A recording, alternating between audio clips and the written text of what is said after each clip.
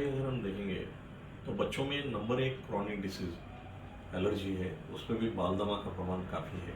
उसमें से 90% बच्चों को ऐसे एलर्जेंस होते हैं, धूल के कीटाणु, कुत्ते बिल्ली के बाल 15-16 किलोमीटर तक में जाते हैं।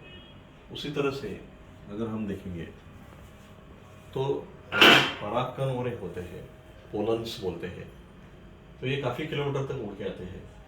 तो फिर जो फंगसेस बुरशी के कण होते हैं, ये अपने घरों में, किचन में फूड पार्टिकल से लेके, और ये इंसेक्ट्स जो होते हैं ये कपड़ों में, किसी के सब्जियां फ्रूट्स के साथ चिपक के आते रहते हैं। तो इनकी ही एलर्जी दमा से लेके सर्दी, साइनस, आंखों की एलर्जी, स्किन एलर्जी जो होती है, और कुछ लोगों में फूड एलर्जी भी होती है, पेट के प्रॉब्लम होती है, या फूड एलर्जी की वजह से काफ़ी लोगों को स्किन के भी प्रॉब्लम हो जाती है, रेस्पिरेटरी प्रॉब्लम भी होता है, एनाफिलैक्सिस होता है।